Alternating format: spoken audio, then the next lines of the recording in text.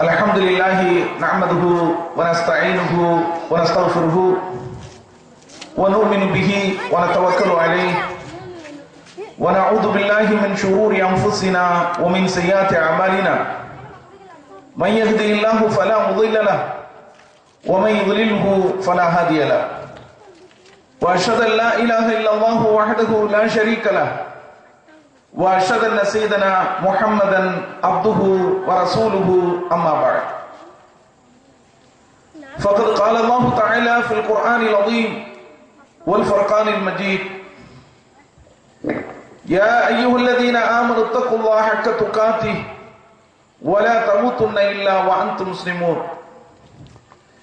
يا أيها الناس اتقوا ربكم الذي خلقكم من نفس واحدة وخلق منها زوجها وبث منهما رجالا كثيرا ونساء واتقوا الله الذي تساءلون به والأرحام إن الله كان عليكم رقيبا يا أيها الذين آمنوا اتقوا الله وقولوا قولا سديدا يصلح لكم أعمالكم ويغفر لكم ذنوبكم ومن يطع الله ورسوله فقد فاز فوزا عظيما وقال الله تعالى وَاعْبُدُوا اللَّهَ وَلَا تُشْرِكُوا بِهِ شَيْئًا. கண்ணியத்திற்குரிய எல்லாம் வல்ல அல்லாஹு ஜல்லஷானு தஆலாவின் நல்லடியார்களே, பெரியோர்களே, தாய்மார்களே, சகோதரிகளே, அல்லாஹ்வுடைய பேரருளால் இந்த இனிய மாலை பொழுதில் அல்லாஹ்வுடைய மார்க்கத்தை அதன் தூய வடிவில் அறிந்து கொள்வதற்காக சுமையா அறக்கட்டளை மற்றும் அடியக்கமங்கலம் தௌஹீத் ஜமாத் நடத்தக்கூடிய இந்த சிறப்பு நிகழ்ச்சியில் நாம் எல்லாம் இங்கு திரளாக குழுமியிருக்கிறோம். இந்த நல்ல நேரத்தில் எனக்கு வழங்கப்பட்ட தலைப்பு உறக்கச் சொல்வோம் ஓரிரை கொள்கை. இந்த தலைப்பு ஏன் வழங்கப்பட்டிருக்கிறது? இந்த தலைப்பு வழங்கப்பட்டதனுடைய மிக முக்கியமான நோக்கம் என்ன? இந்த தலைப்பில் அடங்கியுள்ள செய்திகள் என்னென்ன என்பதையெல்லாம் என்னுடைய உரையிலே நான் சொல்ல இருக்கிறேன். ஓரிரை கொள்கை என்று சொன்னால் வணக்கத்தை அல்லாஹ்வுக்கு மட்டுமே உரித்தாக்கி அவரை மட்டுமே வணங்குவது, அவனுக்கு எதையும் கொண்டு இணை கற்பிக்காமல் இருப்பது. இன்னும் சொல்வதானால் வணக்க வழிபாடுகளில் எதையும் அல்லாதவர்களுக்கு செலுத்தக்கூடாது. அல்லாஹ்வுக்கே உரிய தன்மைகள் மற்றும் ஆற்றல்களில் எதையும் அல்லாதவர்களுக்கு கொடுக்க கூடாது. இதுதான் ஏகத்துவ கொள்கையினுடைய சாராம்சம். ஓரிரை கொள்கையினுடைய ஒரு அற்புதமான விளக்கம். இந்த விளக்கத்தை நீங்கள் மனதிலே வைத்துக் கொண்டு என்னுடைய உரையை நீங்கள் செவிதாழ்த்தி கேட்குமாறு அன்போடு கேட்டுக்கொள்கிறேன். வணக்க வழிபாடுகள் என்று சொல்லி எத்தனையோ வணக்க முறைகள், வழிபாடுகள் இருக்கின்றன. அல்லாஹ்வுக்காக நேர்ச்சை செய்வது ஒரு வணக்கம், பிரார்த்தனை செய்வது ஒரு வணக்கம், அறுத்து பலியிடுவது, பிராணிகளை அறுத்து பலியிடுவது ஒரு வணக்கம். இப்படி வணக்கம் என்று சொன்னால் நிறைய இருக்கின்றன. இந்த வணக்கங்களை எல்லாம் நாம் யாருக்காக செய்ய வேண்டும்? அல்லாஹ் ஒருவனுக்கு மட்டும்தான் செய்ய வேண்டும். அல்லாஹ் தன்னுடைய திருமறை குர்ஆனிலே சொல்லி காட்டுகிறான், குல் இன்ன ஸலாத்தி வ நுஸ்கி வ மஹ்யாய வ வமமாத்தி லில்லாஹி ரப்பில் ஆலமீன். நபியே சொல்லுங்கள், என்னுடைய தொழுகை முறை, என்னுடைய வணக்க முறை, அல்லது நான் அறுத்து பலியிடும் அந்த வணக்க முறை, என்னுடைய வாழ்வு, என்னுடைய மரணம், இவை எல்லாமே அகிலத்தையும் படைத்து பரிபாலிக்கக்கூடிய அல்லாஹ் ஒருவனுக்கு என்று நபியே நீங்கள் சொல்லுங்கள் என்று அல்லாஹ் நபியை பார்த்து சொல்லுகிறார். வணக்க வழிபாடுகள் யாருக்காக செய்ய வேண்டும்? அல்லாஹ் ஒருவனுக்கு மட்டும்தான் செய்ய வேண்டும். ஃபஸல்லி லிரப்பிக வன்ஹர், உம்முடைய இறைவனுக்காக தொழுது அவனுக்காக அறுத்து பலியிடுவீராக என்று அல்லாஹ் திருக்குர்ஆனிலே சொல்லி காட்டுகிறான். வஅலல்லாஹி ஃபதவக்கலு இன் குன்தும் முஃமினீன், நீங்கள் மூமின்களாக இருந்தால் அல்லாஹ்வின் மீதே தவக்குல் வையுங்கள், அல்லாஹ்வின் மீதே முழு நம்பிக்கை வையுங்கள் என்று அல்லாஹ் சொல்கிறான். தவக்குல் வைப்பது அது ஒரு வணக்கம், அதை அல்லாஹ்வுக்காகத்தான் செய்ய வேண்டும். அதுபோல இம்ரானுடைய மனைவி நேர்ந்து கொண்டதை அல்லாஹ் திருமறை குர்ஆனிலே சொல்லி காட்டுகிறான். ரப்பி இன்னி நதர்து லக மா ஃபீ பத்னி முஹதரா, இறைவா என்னுடைய வயிற்றில் இருக்கக்கூடிய குழந்தையை உனக்காக அர்ப்பணிக்க நான் நேர்ந்து கொண்டேன். ஃபதகப்பல் மின்னி, இந்த நேர்ச்சையை நீ என்னிடமிருந்து ஏற்றுக்கொள்வாயாக என்று இம்ரானுடைய மனைவி சொன்னதை அல்லாஹ் திருக்குர்ஆனிலே நமக்கு சுட்டி காட்டுகிறான். அதுபோல இன்னொரு இடத்திலே அல்லாஹ் சொல்கிறான், வகால ரப்புக்கும் உதுஊனி அஸ்தஜிபு லக்கும், உங்களுடைய இறைவன் கூறுகிறான், என்னிடத்தில் நீங்கள் பிரார்த்தனை செய்யுங்கள், உங்களுடைய பிரார்த்தனையை நான் ஏற்றுக்கொள்கிறேன் என்று அல்லாஹ் சொல்கிறான். அன்பிற்குரியவர்களே, தாய்மார்களே, நான் இப்போது சொன்ன அத்தனை வசனங்களிலும் ஒவ்வொரு வணக்க முறையை சொல்லியிருக்கின்றேன். நேர்ந்து கொள்வது, பிராணிகளை அறுத்து பலியிடுவது, பிரார்த்தனை செய்வது, தவக்குல் வைப்பது, தொழுகை, நோன்பு, இன்ன பிற எல்லா வணக்கங்களும் அல்லாஹ் ஒருவனுக்கு மட்டுமே செலுத்த வேண்டும். அல்லாஹ்வுக்குரிய ஆற்றல்கள் எத்தனையோ இருக்கின்றன, அல்லாஹ்வுக்கே உரிய தன்மைகள் எத்தனையோ இருக்கின்றன. அல்லாஹ் கருணை மிக்கவன் நாம் நம்பியிருக்கிறோம், அல்லாஹ் பெரும் மன்னிக்க கூடியவன் என்று நாம் நம்பியிருக்கிறோம். அல்லாஹ்வுடைய தன்மைகள் இதையெல்லாம் அல்லாஹ்வுக்கு மட்டுமே நாம் கொடுக்க வேண்டும்.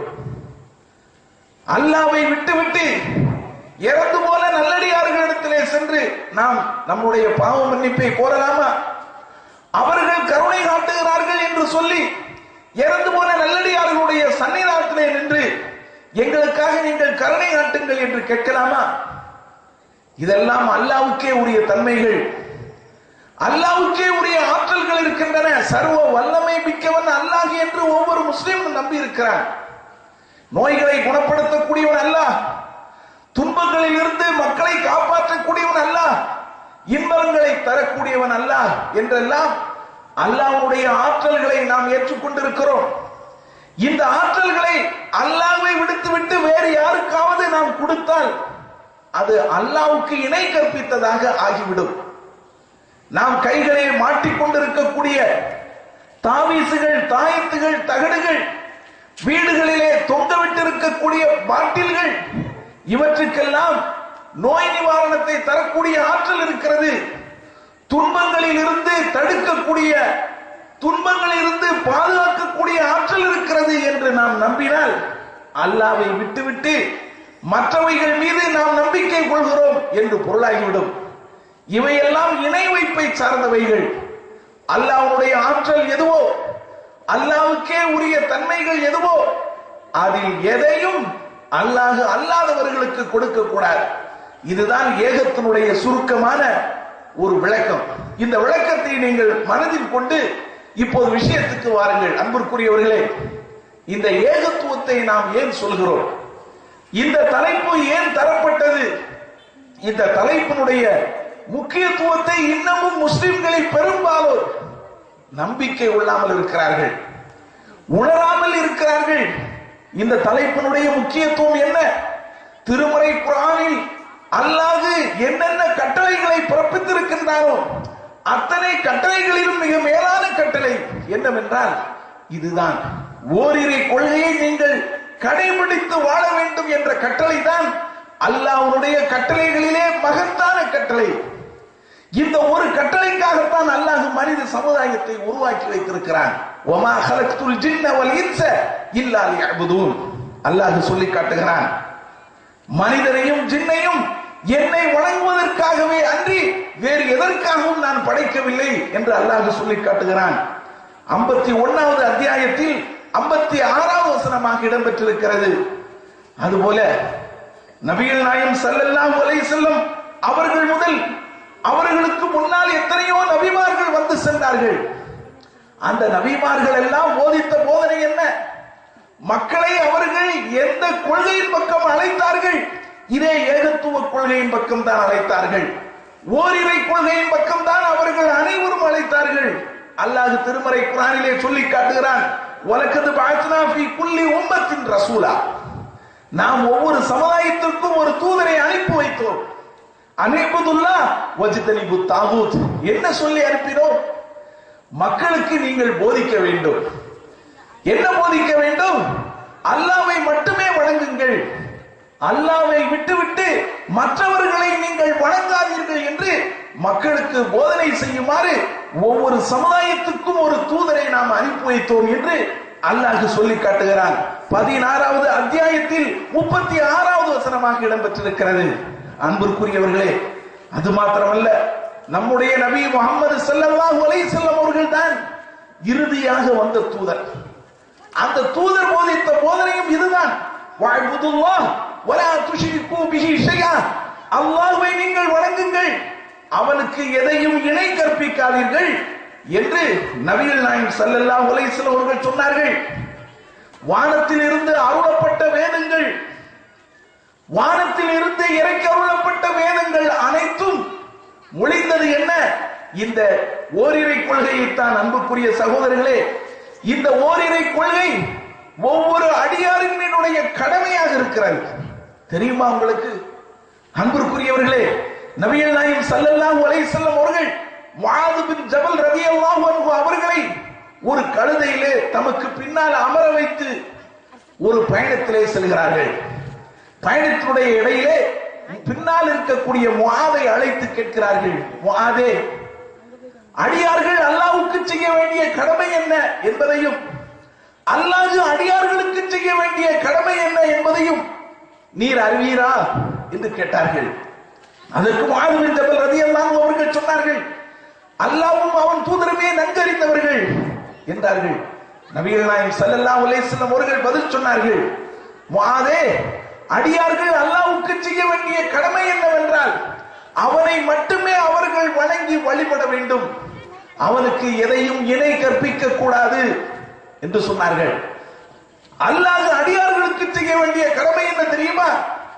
யாரெல்லாம் தன்னை மட்டுமே வணங்கி வழிபடுகிறானோ, தனக்கு இணை கற்பிக்காமல் இருக்கிறானோ, அவனை எல்லாம் வேதனை செய்யக்கூடாது என்பது அல்லாஹ் அடியார்களுக்கு செய்ய வேண்டிய கடமை என்று சொன்னார்கள். சஹீஹுல் புகாரியிலே, முஸ்லிமிலே இந்த ஹதீஸ் பதிவு செய்யப்பட்டிருக்கிறது. முஸ்லிமிலே 30வது ஹதீஸாக பதிவு செய்யப்பட்டிருக்கிறது. அன்பிற்குரியவர்களே, சற்று சிந்தனை செய்து பாருங்கள். அடியார்கள் அல்லாஹ்வுக்கு செய்ய வேண்டிய கடமை இந்த ஓரிரை கொள்கை. எத்தனை பேர் இந்த ஓரிரை கொள்கையின்படி வாழ்ந்து கொண்டிருக்கிறோம்? அன்பிற்குரியவர்களே, சிந்திக்க வேண்டிய தருணம் இது. நம்முடைய உயிர் நாடி, உயிர் மூச்சு எந்த கொள்கைக்காக இந்த உலகத்திலே நாம் உருவாகி இருக்கிறோமோ அந்த கொள்கையை இன்றைக்கு தவறவிட்டவர்களாக நாம் இன்றைக்கு வாழ்ந்து கொண்டிருக்கிறோம், அல்லது அந்த கொள்கையில் தப்பு பண்ணியவர்களாக இன்றைக்கு நாம் வாழ்ந்து கொண்டிருக்கிறோம். அன்பிற்குரியவர்களே, அதனால் தான் இந்த தலைப்பு இன்றைக்கு நமக்கு தரப்பட்டிருக்கிறது. அது மாத்திரமல்ல, இன்னொன்னு தெரியுமா? நபிகள் நாயகம் ஸல்லல்லாஹு அலைஹி வஸல்லம் அவர்கள் இந்த ஏகத்துவ கொள்கையை சொல்லித்தான் சமுதாயத்தை உருவாக்கினார்கள். அன்பிற்குரியவர்களே, நபிகள் நாயகம் ஸல்லல்லாஹு அலைஹி வஸல்லம் அவர்களுடைய காலத்திலே எத்தனையோ பிரச்சனைகள் இருந்தன. சமுதாய பிரச்சனைகள், சமூக கொடுமைகள் எத்தனையோ இருந்தன. அதனை சொல்லி அவர்கள் இயக்கம் கண்டிருக்கலாம், கண்டார்களா? இந்த நுட்பம் யாராவது அறிந்து வைத்திருக்கிறோமா?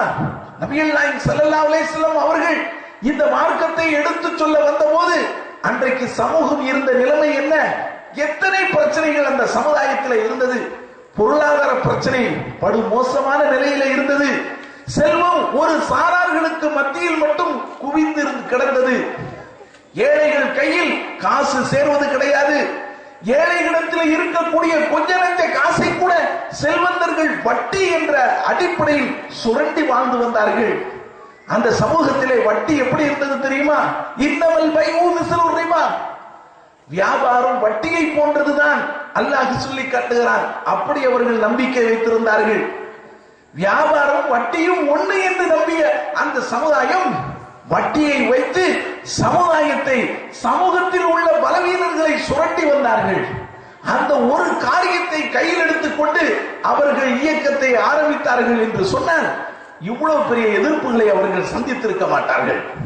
அன்பிற்குரியவர்களே, அது மாத்திரமல்ல, அந்த சமுதாயத்தில் வேறு என்ன பிரச்சனை இருந்தது? எவ்வளவு பிரச்சனை இருந்தது. ஒழுக்கக்கேடு சர்வ சாதாரணமாக இருந்தது. ஒழுக்கக்கேடு அன்பிற்குரியவர்களே, குடியும் கும்மாளமுமாக அந்த மக்கள் வாழ்ந்து வந்தார்கள். பெண்களை கேவலமான முறையிலே நடத்தி வந்தார்கள். பெண்களுக்கென்ற எந்த உரிமையும் கிடையாது. பெண்களை ஒரு போக பொருளாக அவர்கள் நடத்தி வந்தார்கள்.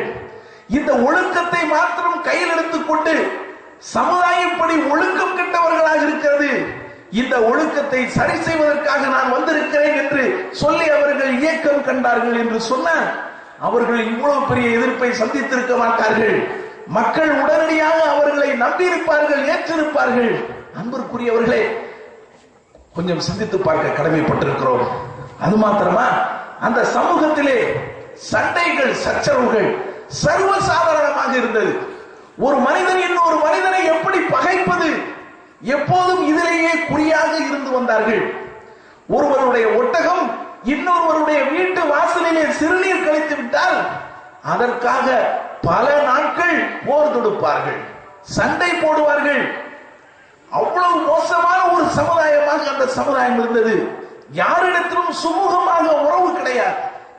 வழிப்பறி கொள்ளை, மனிதனை சுரண்டுவது, மனிதர்களிடத்தில் சண்டை போடுவது, கொலை செய்வது, கொள்ளையடிப்பது என்றெல்லாம் சர்வ சாதாரணமாக நடந்து கொண்டிருந்தது.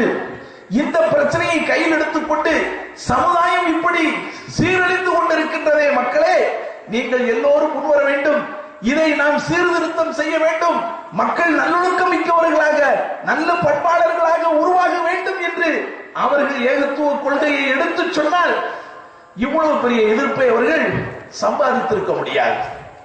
ஆனால் இவை எல்லாவற்றையும் ஓரம் கட்டிவிட்டு நபிகள் நாயகம் ஸல்லல்லாஹு அலைஹி வஸல்லம் அவர்கள் எந்த கான்செப்டை முன்வைத்தார்கள்? ஓரிரை கொள்கை. ஒரே இறைவனை மட்டும் தான் வணங்க வேண்டும், அவனுக்கு மட்டும்தான் மக்கள் சிறப்படைய வேண்டும், வேறு யாரையும் வணங்கக்கூடாது. மனிதனுடைய தலை அவன் ஒருவனுக்கு மட்டும்தான் தாழ வேண்டும் என்று சொல்லி ஒரு சுயமரியாதையினுடைய அடிப்படையிலே அந்த ஓரிரை கொள்கையை நபிகள் நாயகம் ஸல்லல்லாஹு அலைஹி வஸல்லம் அவர்கள் முன்வைத்து இயக்கம் கண்டார்கள். ஏன்? அப்படிப்பட்ட ஒரு நேரத்தில் இவ்வளவு பெரிய எதிர்ப்புகளை அவர்கள் சந்தித்தார்கள். நபிகள் நாயகம் ஸல்லல்லாஹு அலைஹி வஸல்லம் அவர்கள் சந்தித்த எதிர்ப்புகளை வரலாற்றில் இதுவரை முஸ்லிம்கள் சந்திக்கவில்லை. அன்பிற்குரியவர்களே, இவ்வளவு எதிர்ப்புக்கு மத்தியிலே இந்த ஓரிரை கொள்கையை எதற்காக நபி ஸல்லல்லாஹு அலைஹி வஸல்லம் அவர்கள் சொல்ல வேண்டும்? இங்கேதான் நாம் சிந்திக்க கடமைப்பட்டிருக்கிறோம். இந்த ஒரு அடிப்படையில் சமூகம் உருவாகுமானால் அந்த சமுதாயம் தான் சீர்மிகு சமுதாயமாக உலகத்திலே தழைத்து நிற்கும். அந்த ஒரு சமூகம் தான் ஒழுக்கமிக்க சமுதாயமாக உலகத்திலே சிறந்து விளங்கும். அந்த ஒரு சமூகம் தான் நல்ல சமுதாயமாக, சுயமரியாதை உள்ள சமுதாயமாக, படைத்தவனுக்கு மட்டுமே அஞ்சக்கூடிய சமுதாயமாக, ஏன் வீரமிக்க சமுதாயமாக திகழ வேண்டும், திகழ்வார்கள் என்பதற்காக நபிகள் நாயகம் ஸல்லல்லாஹு அலைஹி வஸல்லம் அவர்கள் இதை முன்னெடுத்தார்கள். எனவே அன்பிற்குரியவர்களே, இதுதான் இன்றைக்கு நாமும் இதை சொல்லிக் கொண்டிருக்கிறோம். இந்த அடிப்படையில் சமுதாயம் உருவானால் அந்த சமுதாயம் ஆரோக்கியமான சமுதாயமாக இருக்கும். ஆனால் இந்த கொள்கையிலே, இந்த ஓரிரை கொள்கையை இன்றைக்கு நாம் தப்பு செய்து கொண்டிருக்கிறோம், தவறிழைத்துக் கொண்டிருக்கிறோம். அன்பிற்குரிய சகோதரர்களே, தாய்மார்களே, சரி, இந்த ஓரிரை கொள்கையினுடைய சிறப்பு என்ன தெரியுமா? இந்த ஓரிரை கொள்கையினுடைய இன்னொரு முக்கியமான அம்சம் என்ன தெரியுமா? மனிதர்களுடைய நற்செயல்கள்.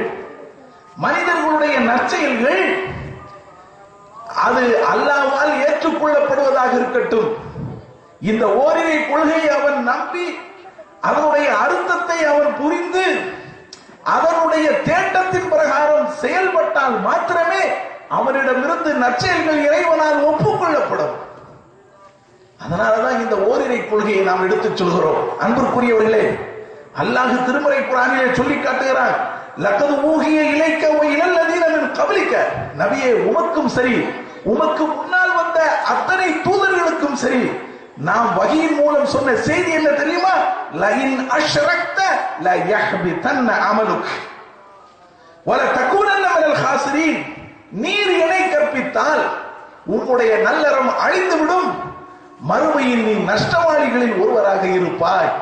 இதைத்தான் ஒவ்வொரு நபிமார்களுக்கும் நாம் சொல்லி இருக்கிறோம் என்று அல்லாஹ் திருமறை குர்ஆனிலே சொல்லி காட்டுகிறார். 39வது அத்தியாயத்தில் 65வது வசனமாக இடம்பெற்றிருக்கிறார். அன்பிற்குரியவர்களே, நாம் செய்யக்கூடிய நல்லறங்கள், முஸ்லிம்களாக முஸ்லிம்கள் எவ்வளவு தான தர்மங்கள் செய்கிறார்கள் தெரியுமா? முஸ்லிம்கள் வாரி வாரி கொடுக்கக்கூடியவர்கள், முஸ்லிம்கள் சமுதாயத்தின் மீது அக்கறை கொண்டவர்கள், முஸ்லிம்கள் அவர்களுடைய மார்க்கம் சொன்ன பிரகாரம் பல நன்மைகளை செய்யக்கூடியவர்கள். இந்த நன்மைகள் எல்லாம் அல்லாஹ்விடத்தில் ஒப்புக்கொள்ளப்பட வேண்டும் என்று சொன்னால் இந்த ஓரிரை கொள்கையை ஏற்று இதனுடைய அர்த்தத்தை புரிந்து இதனுடைய தேட்டத்தின் பிரகாரம் செயல்பட்டால் மாத்திரமே நடக்கும். நாம் நினைத்துக் கொண்டிருக்கிறோம், நாம் அதை நீங்கள் வணங்கக்கூடியவர்கள் அல்ல. நீங்க சொல்றதை நான் கேட்க முடியாது, நான் சொல்றதை நீங்க செய்ய மாட்டீங்க. லக்கும் தீனுக்கும் வலியதி. எனக்கு என்னுடைய மார்க்கம் எனக்கு, உங்களுடைய மார்க்கம் உங்களுக்கு என்று நபியே அந்த மக்களிடத்திலே சொல்லிவிடுங்கள் என்று அல்லாஹ் இந்த அத்தியாயத்தை அருளினான். அதே போல இன்னொரு வசனத்தில் அல்லாஹ் சொல்கிறான், வத்து லவ் துதிகினு ஃபயுதுகினூன். அவர்கள் விரும்புகிறார்கள் நீங்கள் சற்று வளைந்து கொடுத்தால் அவர்களும் வளைந்து கொடுக்க விரும்புகிறார்கள் நபியே. அல்லாஹ் சொல்கிறான், வளைந்தார்களா நபிகள் நாயகம் ஸல்லல்லாஹு அலைஹி வஸல்லம் அவர்கள்? கொள்கையில் சமரசம் செய்தார்களா? அன்பிற்குரியவர்களை சற்று சிந்தனை செய்து பார்க்க கடமைப்பட்டிருக்கிறோம். இன்றைக்கு செய்கிறார்களே கொள்கையிலே, இன்றைக்கு கொள்கையிலே சந்தர்ப்பவாதிகள் சமரசம் செய்து கொண்டிருக்கிறார்களே, இந்த கொள்கையை பின்னுக்கு தள்ளிவிட்டு மற்ற விஷயங்களை முன்னிலைப்படுத்துகிறார்களே. அன்பிற்குரியவர்களை, இது போல நபிகள் நாயகம் ஸல்லல்லாஹு அலைஹி வஸல்லம் அவர்கள் செய்தார்களா? இல்லை, ஒரு கட்டத்திலும் செய்யவில்லை. வலவுலா அன் சப்பத்னாக கித்த தர்கனு இலைஹிம் ஷையன் கலீலா. அல்லாஹ் சொன்னான், நபியே, நாம் உம்மை ஸ்திரப்படுத்தாவிட்டால் சற்று அவர்களின் பக்கம் நீங்கள் சாய்ந்திருப்பீர்கள். நாம் என்ன செஞ்சிருக்கோம்? உம்மை ஸ்டெடிப்படுத்தி வச்சிருக்கிறோம், நிலைப்படுத்தி வைத்திருக்கிறோம், உறுதிப்படுத்தி வைத்திருக்கிறோம் என்று அல்லாஹ் சொல்லி காட்டுகிறார். அன்பிற்குரியவர்களே, நபிகள் நாயகம் ஸல்லல்லாஹு அலைஹி வஸல்லம் அவர்கள் முழு உறுதியோடு இந்த கொள்கையை எடுத்து வைத்தார்கள். இந்த கொள்கையில் எந்த சமரசம் செய்தது கிடையாது, யார் பக்கமும் சாய்ந்ததும் கிடையாது. அது மாத்திரமல்ல, இந்த கொள்கைக்கு இடைஞ்சலாக இருக்கக்கூடிய அத்தனை வழிகளையும் நபிகள் நாயகம் ஸல்லல்லாஹு அலைஹி வஸல்லம் அவர்கள் அடைத்தார்கள். அப்படி செய்தார்கள். அன்பிற்குரியவர்களே, ஒரு சில சான்றுகளை நீங்கள் பாருங்களேன். நபிகள் நாயகம் ஸல்லல்லாஹு அலைஹி வஸல்லம் அவர்களுடைய காலத்தில் ஒருவர் புவானா என்ற இடத்தில் ஒரு ஒட்டகத்தை அறுப்பதாக நேர்ச்சை செய்து கொண்டார். புவானா என்ற ஒரு இடத்தில் இது பற்றி நபிகள் நாயகத்தில் வந்து கேட்கிறார், அல்லாஹ்வுடைய தூதரே, இப்படி ஒரு நேர்ச்சையை நான் நேர்ந்து கொண்டு விட்டேன். புவானா என்று ஒரு இடம் இருக்கிறது, அந்த இடத்துல நான் என்ன செய்யணும்? ஒரு ஒட்டகத்தை அறுக்கணும் அப்படின்னு. இன்னைக்கு கூட நம்ம என்ன செய்வோம்? ஒரு நேர்ச்சையை நேர்ந்து கொள்வோமா இல்லையா? ஒரு நியத்து வைப்போம். என்ன, நமக்கு தோப்புகள் இருக்கும், துறவுகள் இருக்கும், அங்க போய் ஒரு ஆடை அறுத்து குடும்பத்தோட போய் நல்ல அப்படி ஒரு கந்தூரி ஆக்கிட்டு சாப்பிட்டு அப்படியே வந்துருவோங்க என்று நினைக்கிறார்களா இல்லையா? இதே மாதிரியான ஒரு எண்ணம் அவருக்கு இருந்திருக்கிறார். அந்த இடம் எப்படியோ தெரியவில்லை, அந்த இடத்துல போய் ஒரு ஒட்டகத்தை அறுக்கணும் இவர் நேர்ந்துக்கிட்டார். எதுக்கும் நபிகள் நாயகத்தை கேட்டுக்கிறோம், தப்பாயிருக்கூடாது அப்படிங்கிறதுக்காக நபிகள் நாயகத்தை வாரார். அவர் அல்லாஹ்வின் தூதர் இடத்துல கேட்கிறார், அல்லாஹ்வுடைய தூதரே, இப்படி நான் நேர்ந்து கொண்டேன், இதை செய்யலாமா என்று கேட்டார்கள். உடனே அங்கு இருக்கக்கூடிய தோழர்களிடத்திலே அந்த இடத்தை பற்றி நபிகள் நாயகம் விசாரிக்கிறார்கள். என்ன விசாரிக்கிறார்கள்? ஹல் கான ஃபீஹா வஸனும் மின் அவ்சாரில் ஜாஹிலியா யுஅபத். தோழர்களே சொல்லுங்கள், அந்த இடம் எப்படிப்பட்டது? அங்கு ஜாகிலியத்தில் அறியாமை காலத்தில் மக்கள் வணங்கி வந்த சிலைகள் ஏதாவது அந்த இடத்தில் இருக்கின்றனவா? நபிகள் நாயகம் கேட்டார்கள். தோழர்கள் பதில் சொன்னார்கள், அப்படி ஒன்றும் இல்லையே, அந்த இடத்துல எந்த சிலையும் கிடையாது. கடந்த காலத்தில் வாழ்ந்த மக்கள் அந்த இடத்துல எந்த சிலையும் வைத்து கும்பிட்டது கிடையாது. சரி, நபிகள் நாயகம் கேட்கிறாங்க, மீண்டும் கேட்கிறாங்க, ஹல் கான ஃபீஹா ஈதும் மின் அயாதிஹிம், அவர்கள் ஏதாவது திருவிழாக்களை அங்கே கொண்டாடி இருக்கிறார்களா கேட்டான். அதற்கும் மக்கள் பதில் சொன்னாங்க, இல்லை, அப்படி ஒரு திருவிழாவும் அங்க நடந்ததாக எங்களுக்கு தெரியல, அது அப்படி ஒரு இடமே கிடையாது, அது மக்கள் திருவிழா கொண்டாடிக்கிட்டு இருந்தோ அல்லது சிலைகள் இருந்ததாகவோ ஒன்றும் கிடையாதுன்னு சொல்லி அவங்க சொல்றாங்க. இதையெல்லாம் நபிகள் நாயகம் ஸல்லல்லாஹு அலைஹி வஸல்லம் அவர்கள் உறுதிப்படுத்தி விட்டு அந்த மனிதருக்கு சொன்னார்கள், அவுஃபி பி நத்ரிக், உன்னுடைய நேர்ச்சையை நீ நிறைவேற்றலாம், உன்னுடைய நேர்ச்சையை நீ நிறைவேற்றலாம். ஏன் தெரியுமா? அல்லாஹ்வுக்கு மாறு செய்யக்கூடிய காரியத்தில் நேர்ச்சையை நிறைவேற்றுவது என்பது கூடாது, இயலாத காரியத்தில் நேர்ச்சையை நிறைவேற்றுவது என்பது கூடாது என்பதற்காகத்தான் நான் உனக்கு சொல்லுகிறேன் அப்படின்னு சொல்லி நபிகள் நாயகம் ஸல்லல்லாஹு அலைஹி வஸல்லம் அவர்கள் சொன்ன செய்தி அபூதாவுதிலே பதிவு செய்யப்பட்டிருக்கிறது. அன்பிற்குரியவர்களே, சற்று சிந்தனை செய்து பார்க்க கடமைப்பட்டிருக்கிறோம். ஏன் நபிகள் நாயகம் ஸல்லல்லாஹு அலைஹி வஸல்லம் இப்படி கேட்டார்கள், இப்படி செய்தார்கள்? எடுத்த எடுப்பிலே அந்த மனிதனுக்கு அனுமதியை வழங்கி விட்டார்கள் என்று சொன்னால் என்ன நடக்கும்? இதனுடைய விபரீதத்தை கொண்டு கொஞ்சம் சிந்தித்து பாருங்கள். அந்த இடத்துல இவர் போய் ஒட்டகத்தை அறுத்து அங்க கந்தூரி ஆகிட்டு வந்துருவார். அதன் பிறகு மக்கள் என்ன நினைப்பாங்க? இவருக்கு நபிகள் நாயகம் ஸல்லல்லாஹு அலைஹி வஸல்லம் இந்த இடத்துல ஒட்டகத்தை அறுத்து கந்தூரி கொண்டாடுறதுக்கு ஒரு அனுமதி கொடுத்தாங்க, நம்மளும் போவோம், அந்த இடத்துல ஏதோ இருக்குது அப்படின்னு சொல்லி என்ன செஞ்சிருவாங்க?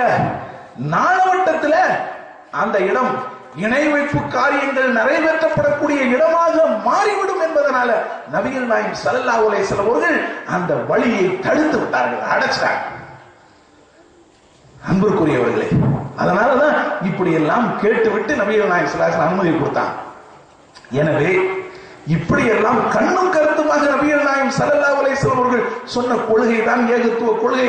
ஒரு முறை சுல்ஹு ஹுதைபியா உடன்படிக்கை நடந்த சம்பவம், அந்த நேரத்திலே நடந்த ஒரு சம்பவம் என்ன?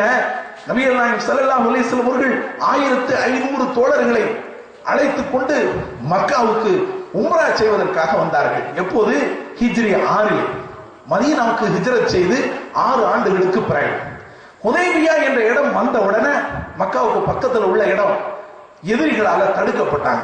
நீங்க வரக்கூடாது, எங்களை விட்டு நீங்கள் மதீனாவுக்கு போய் 6 வருஷம் ஆச்சு, நமக்கு உங்களுக்கு மத்தியில பிரச்சனைகள் நீடித்துக் கொண்டிருக்கிறது, இதை பேசி முடிக்காம நீங்க உள்ள வரக்கூடாது, எத்தனையோ போர்களை நாம் சந்தித்திருக்கிறோம், நீங்க சர்வசாதாரணமாக மக்காவுக்குள்ள வந்து நீங்க உங்களுடைய வணக்க வழிபாடுகளை செய்துவிட்டு போக முடியாது, பேச்சுவார்த்தை நடத்துவோம் அப்படின்னு சொல்லி அங்க ஒரு உடன்பாடு கையெழுத்தானது.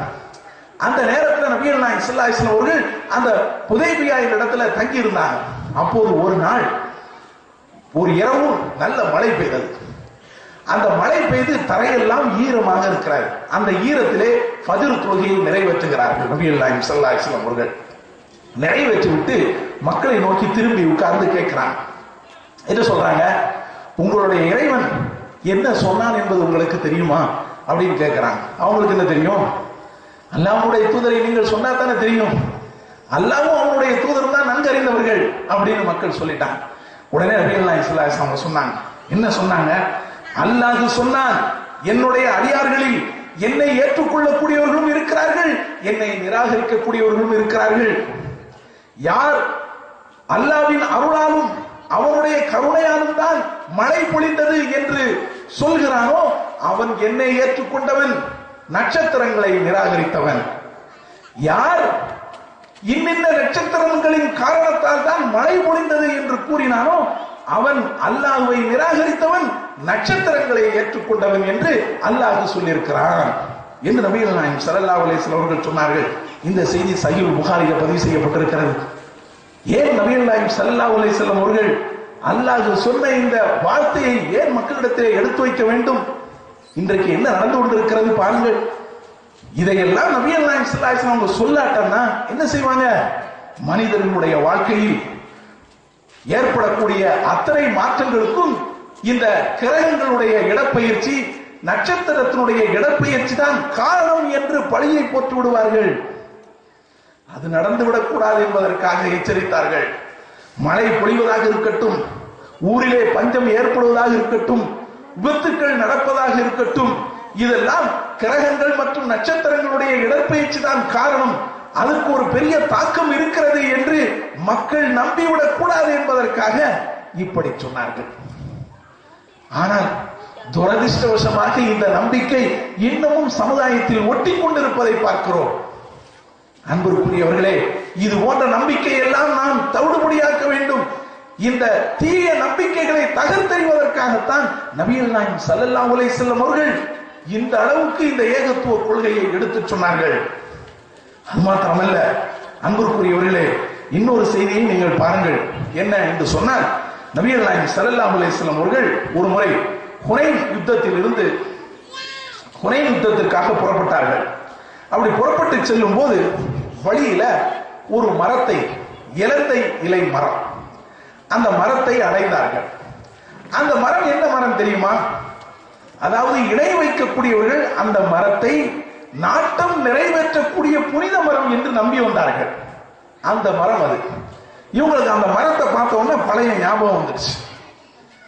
இணை வைப்பு கொள்கையில் இருக்கும்போது இந்த மரத்தை நாம் ஒரு புனித மரமா ஏற்றுக்கொண்டு இருந்தோமே, இந்த மரத்தில் அவங்க என்ன செய்வாங்கன்னா, இந்த மரத்து அருகே வந்த ஒரு பயணத்தில் அவங்க வந்துட்டாங்க அப்படின்னு சொன்னா, அந்த மரத்துல அந்த நிழல்ல உட்கார்ந்து தங்கி தங்களுடைய ஆயுதங்களை எல்லாம் அதில் அப்படி கொழுகி விட்டு அவங்க சற்று நேரம் இறைப்பாடி விட்டு தான் செல்வாங்க. இதுக்கு அதை அப்படி ஒரு பறக்கத்துக்காக அப்படி உட்கார்றாங்க. நம்மளுடைய நாட்டை நிறைவேறும், போன காரியம் நல்ல விதமா நடக்கும் என்பதற்காக. அந்த ஞாபகம் வந்த உடனே நபிகள் நாயகத்தை கேட்கிறாங்க, அந்த மரத்தை பார்த்தவொடனே, அல்லாஹ்வுடைய தூதரே, எப்படி அவர்களுக்கு தாத்து அன்வாத் என்று சொல்லப்படக்கூடிய நாட்டம் நிறைவேற்றி தரும் புனித மரம் என்று சொல்லப்படக்கூடிய ஒரு மரம் இருந்ததோ, அந்த இணை வைப்பாளர்களுக்கு அதுபோல எங்களுக்கும் ஒரு மரத்தை தாங்கலன்னு கேட்டாங்க.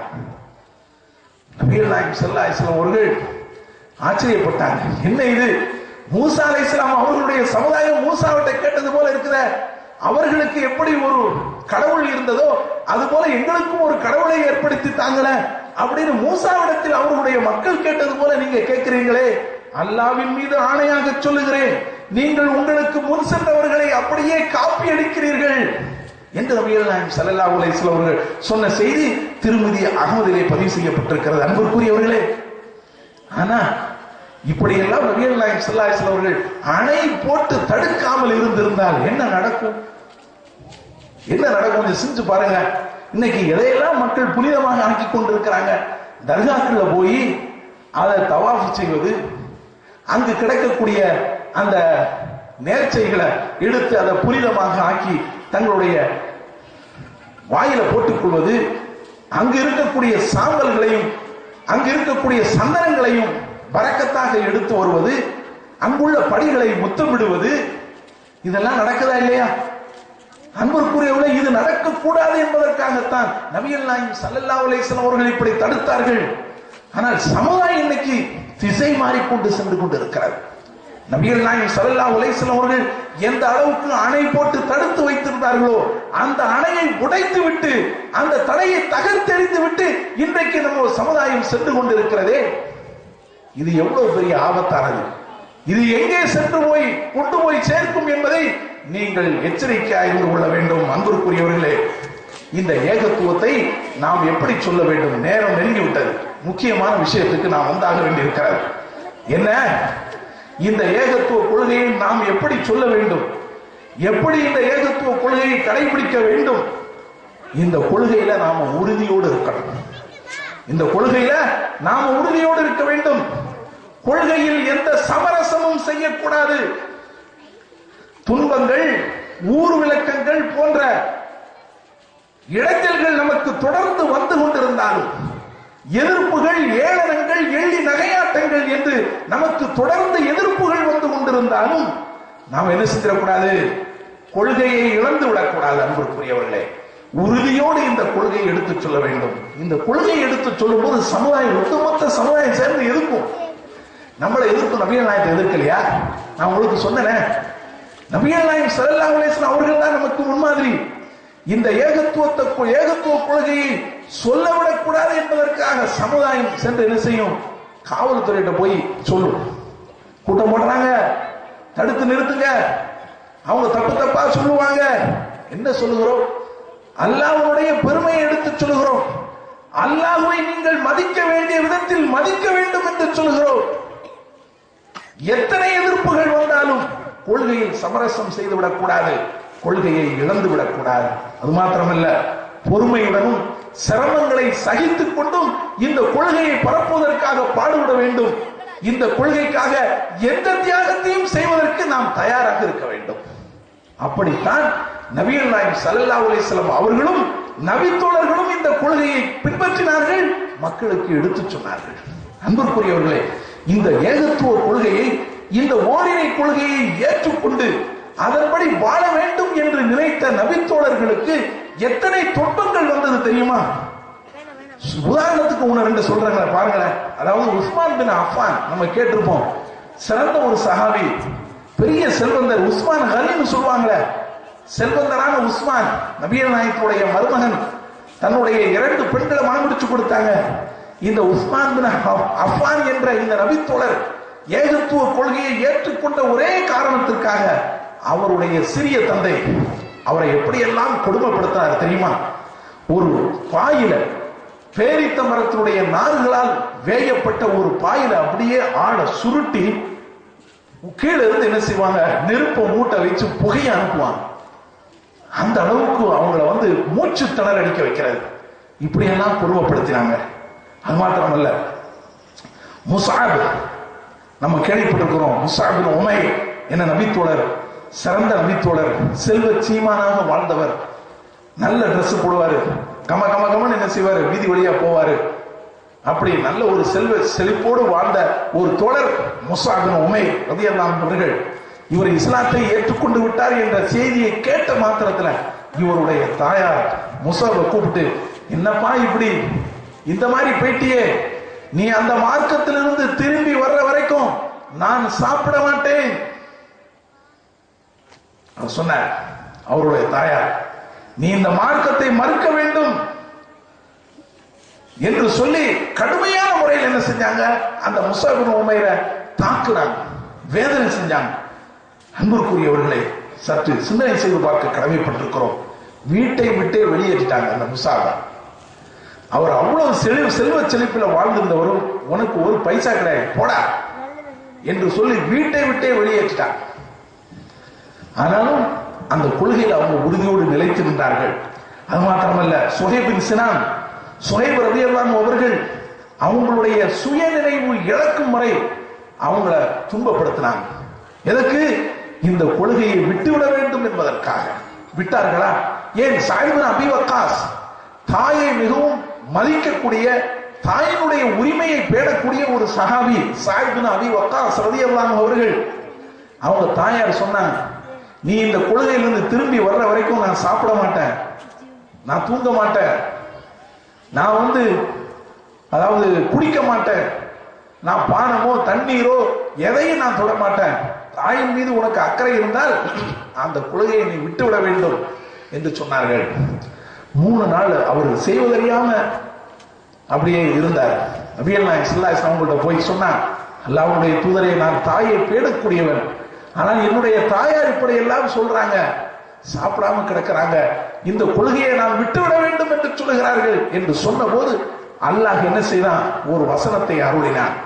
வைன் ஜாஹதாக அலா அன் துஷ்ரிக பி மா லைஸ லக பிஹி இல்ம், உனக்கு எது பற்றி கல்வி ஞானம் இல்லையோ அந்த விஷயத்தில் எனக்கு இணை கற்பிக்கும்படி உன்னுடைய பெற்றோர்கள் வற்புறுத்தினால் ஃபலா துதிஹுமா, அவ்விருவருக்கும் நீர் கட்டுப்படாதீர். வஸாஹிபுஹுமா ஃபித் துன்யா மஅரூஃபா, மற்ற நல்ல காரியங்கள், இந்த உலகத்தில் உள்ள மற்ற நல்ல காரியங்கள் அவர்களுடன் நீ இணக்கமாக இரும் என்று அல்லாஹ் ஒரு வசனத்தை அருளி முஸஅபுக்கு அல்லாஹ் நபிகள் நாயகத்தின் மூலமாக சொல்ல சொன்னார். அதாவது ஸஅத் பின் அபீ வக்காஸ், ஸஅத் பின் அபீ வக்காஸ் தன்னுடைய தாயாருக்கு போய் சொன்னார், நான் இந்த கொள்கையை விட்டுவிட மாட்டேன், நீங்கள் பார்ப்பதை பார்த்துக் கொள்ளுங்கள் என்று சொன்னார்கள். அன்புக்குரியவர்களே, அப்போ இவர்களுடைய இந்த துன்பங்களும் துயரங்களும் அவர்களை மார்க்கத்திலிருந்து ஒரு காலம் திருப்பி விடவில்லை, மென்மேலும் அவர்களை இந்த மார்க்கத்திலே உறுதியோடு இருக்கத்தான் செய்தது. எப்போதெல்லாம் துன்பங்களும் எதிர்ப்புகளும் அவர்களுக்கு பெருகி வருகிறதோ அப்போதெல்லாம் இந்த கொள்கையில் பிடிப்பும் உறுதியும் அவர்களுக்கு கூடிக்கொண்டே போனது. இப்படி சொல்ல வேண்டும். நாம் இந்த ஏகத்துவ கொள்கையை இப்படி கடைபிடிக்க வேண்டும். இந்த கொள்கைக்காக எந்த தியாகத்தையும் செய்வதற்கு நாம் சித்தமாக இருக்க வேண்டும். அன்பிற்குரியவர்களே, இந்த ஏகத்துவ கொள்கையினுடைய தாக்கம் நம்முடைய வாழ்க்கையிலே எப்படி ஏற்பட வேண்டும் தெரியுமா? என்னுடைய உரையினுடைய இறுதிக்கு நான் வந்து விட்டேன். இந்த ஏகத்துவ கொள்கையினுடைய தாக்கம் நம்முடைய வாழ்க்கையில் எந்த அளவுக்கு பிரதிபலிக்க வேண்டும் பாருங்கள்.